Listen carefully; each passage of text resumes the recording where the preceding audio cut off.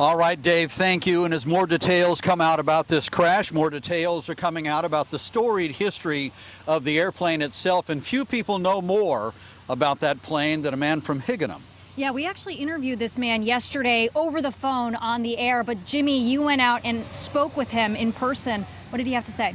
Andy Munson, fascinating conversation, a wealth of knowledge. He is a Collins Foundation member, and he actually took, guys, one of the final flights on this ill-fated B-17. The pictures tell part of the story. A vintage B-17, the wreckage now strewn across the Bradley tarmac. It would have been a dream come true flight for them, and to have it end like this is just the most awful thing I can think of. There are few who were better acquainted with that B-17 than Andy Munson. The Higganum resident is an aviation enthusiast, a member of the Collins Foundation, and he was also a sponsor of the plane known as 909. And I took my first flight on the 909 in 2008, and I've been up and down in all of the Collins Foundation's planes ever since, well, 3 of them. In fact, Andy and his brother were just aboard that B-17, departing Oxford Airport. Here's the video of them flying above the skies of Connecticut. Just 3 weeks ago. It's an experience like no other. It's hard to imagine it going down so quick, just out of the blue like this. He spoke of his friend, the captain, Mac McCauley. You've flown with this pilot before. I've flown with this pilot on both the B-17 and B-24, and he is one of the most cautious and just excellent pilots I've ever flown with, and I've flown with a few. Munson went on to say he believes the Collins Foundation is dedicated to safety. How this problem came up, I don't know, but it sure had to come on in a hurry, because if it hadn't, they would have known beforehand. That's the kind of operation Collins is. And in the wake of this tragedy, Andy insists the vintage B-17 fleet should stay aloft. If there's something that needs to be addressed, I'm sure the Foundation and all the other groups that are flying this type of plane will adhere to it.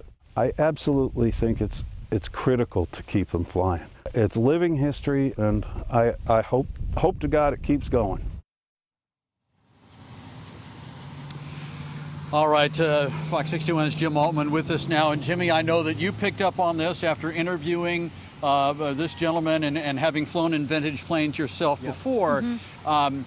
This pilot, Mac McCauley, who was behind the controls of this plane yesterday, loved these airplanes. And for all of the people who maintain and fly and own these vintage planes, it's a labor of love. I don't want to speak out of turn, but we're not going to find out that there was some sort of careless negligence involved here.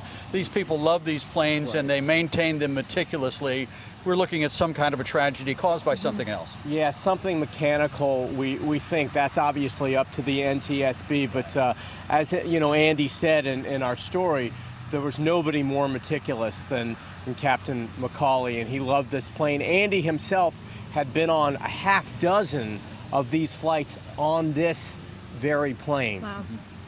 Yeah, Andy's saying yesterday that this plane can fly on just 3 engines. There's 4 engines on this plane, and they know one of them might have been having some engine trouble. But he said the most risky time is when the plane's taking off and when it's landing, and you can run into trouble if you're not gaining altitude. And it's always the takeoff and landing that are the most dangerous times to be in one of these planes. We talked about this as well earlier, is that these planes are very powerful, but when something goes wrong, they are not nimble. They are not like the aircrafts of today. And we also have to take into consideration it's 75 years old. It's 75 years old. What we learned in the NTSB news conference today, built in 1944, purchased by the Collins Foundation, if I recall correctly, in 1986, maintained well and flown quite a bit, but it is an old airplane, and so we'll see what the NTSB comes up with. Yeah, interestingly, the NTSB also talking about how this plane has had 2 incidents that were documented. One was an accident, the other one an incident where the plane's landing gear didn't come out. NTSB not investigating that second one, but did investigate that first one. So again, the part of that plane's history is an important part of this investigation. Jimmy, thank you very much. Thank you, guys. All right, Fox 61's coverage is going to continue. We will dedicate a lot of our time to making sure we're following the investigation and, of course, the lives that are impacted by this. And we will bring you all the live updates all evening long, online, on air tonight at 10 and 11, and on the Fox 61 News app. So be sure to join us there.